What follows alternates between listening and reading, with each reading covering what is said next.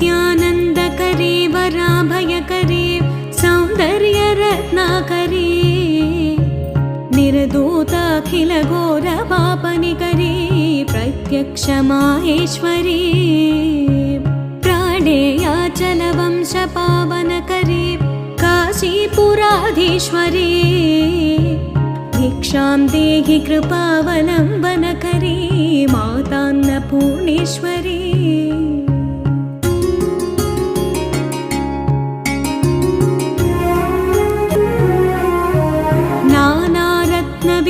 नानारत्नविचित्रभूषणकरे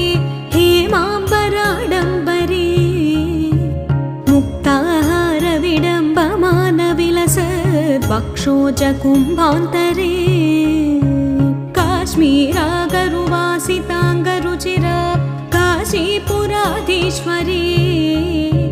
भिक्षां